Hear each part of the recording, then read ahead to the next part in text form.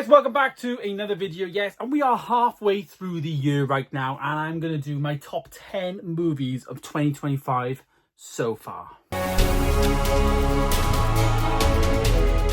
Yes, I have my iPad here with my Letterbox screens on here, and I've got screenshots there of the top 10 in my 2025 ranked. If you are somebody that wants to follow me on Letterbox, there's a QR code on the screen there. You can follow me, scan that, and you can be a follower on Letterbox. That's where I put all my reviews, all of the watches. That's how I track it all. I use that app. Honestly, without Letterbox and tracking what I watch, I wouldn't be able to do certain videos every single month, and of course now like the ranking and stuff like that. So if you're really interested to follow along and I guess live updates as to when I'm watching things, head over to my Letterbox there on the screen. Right, so some honourable mentions. I kind of just missed out on the top 10, and there's two in number 11 and 12, and they're both really good, and that is F1, of course, with Brad Pitt, as well as Elio. I feel like F1 for me, I found it quite weak in terms of the plot, just a regular sports movie, but amazing, technical side of it. And then Elio as well, just really good Pixar film, but just not a classic in my opinion. But number 10 then, we have the 4-star. This is the only 4-star in this list. Everything after that is 4.5 or higher, and this is my favourite 4-star movie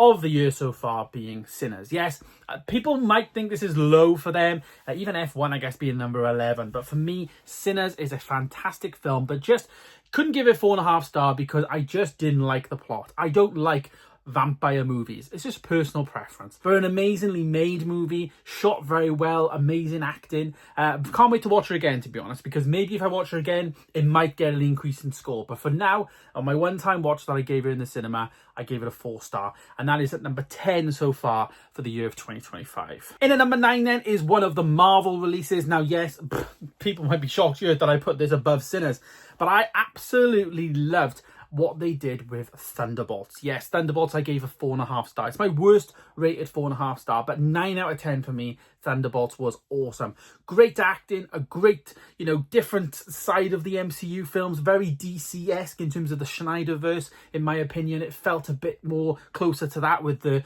the characters that were involved, like the Suicide Squad kind of people, I suppose. And for me, I really like the, black and whiteness of these type of films, not so colourful all the time. It hasn't got to be great. It hasn't got to be Iron Man and Spider-Man and all that. And of course, Florence Pugh, amazing. I love her as an actress, and she just did really well in this film. So yeah, 9 out of 10, 4.5 star for me for Thunderbolts. In number 8 then is one film I think actually won an Oscar or was nominated for an Oscar. This is September 5. This is based on the Munich, Olympics real life scenario of this hostage scenario basically, and the sports correspondent team were they obviously covering the sports side of things, but then they've quickly turned into actually covering a hostage situation, which is totally against what they ever experienced. Really enjoyed the film, very well written, amazing acting in there as well, and I gave that a 4.5 star. Honestly, very underrated. Only seen it once, of course, in the cinema, but I still enjoyed it. In at number 7 now then is the latest release, I guess, probably in this list, Superman. I gave Superman a 4.5 star. A fantastic start to the new DCU, of course directed by James Gunn, CEO of DC Studios now, James Gunn, right in this new DC universe, and Superman was a fantastic start, of course, with David Corenswet in there. Lex Luthor, of course, is played by Nicholas Hoult, and then Rachel Brosnahan is playing Lois Lane. Fantastic start, awesome stuff, very much amazing CGI, probably the best CGI I've ever seen in a comic book film, is what I said.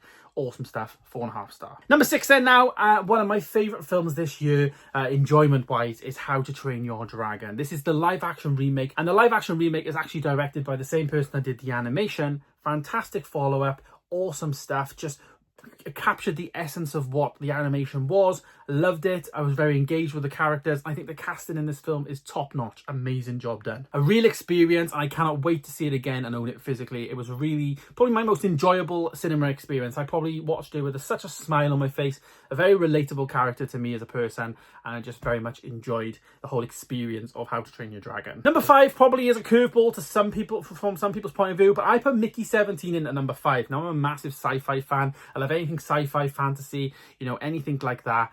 And Mickey 17 is probably the definition of that. It stars Rob Pattinson, of course, as well as Mark Ruffalo, and it's basically following the story of Mickey, who is number 17, and he is an expendable. Basically, he is used by this space colony that are trying to find this planet to inhabit, I suppose. And as an expendable, they use him to test certain drugs, go and test certain climates on planets. Can humans survive? If he can't, he can just be reprinted and start again.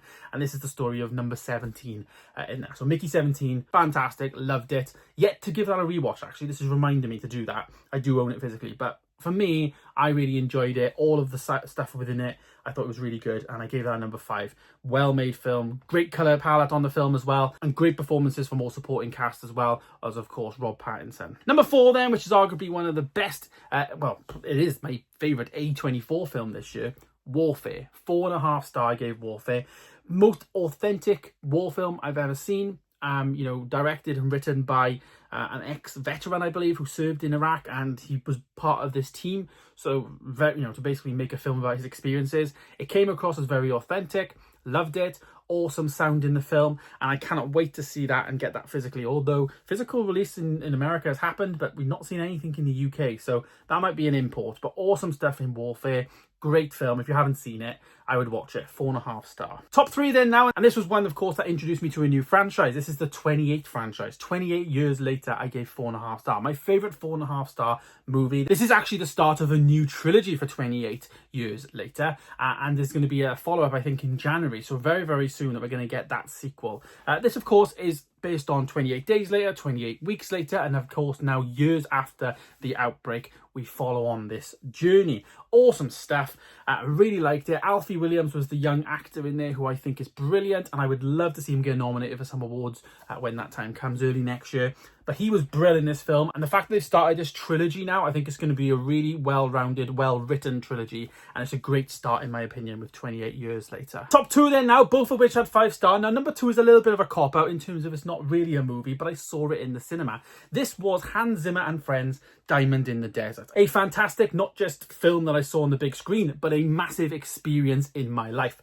Honest to God, it was like watching Hans Zimmer live on stage, which is brilliant. He was breathtaking. I would honestly give anything to see Hans Zimmer live one day, and I probably will one day, but just not right now, unfortunately. But Diamond in the Desert is a brilliant, brilliant, brilliant thing, and I cannot wait to own that physically. I really hope it comes out on physical media, because he's released like live in Prague before, and I really would love to see Diamond in the Desert. It features, Christopher Nolan's in there, Denis Villeneuve, Timothy Chalamet, Zendaya, all people that he's collaborated with over the years, talking about particular, things in the movies and why his influence is there. Jerry Bruckheimer was in there as well. Honestly, God, if you get a chance to watch it, you need to. If it's on streaming or you can rent it or whatever, and you like your musical scores, especially by Hans Zimmer, it's a no-brainer. It was one of those like event cinema things that they put up.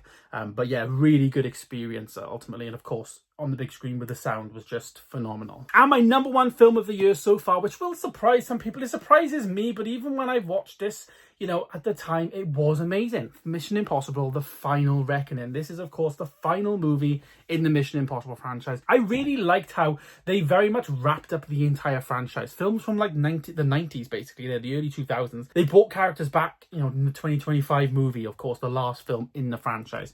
Really liked it. Good story. Felt like it was good planning, even though it probably wasn't, of course, back in the day.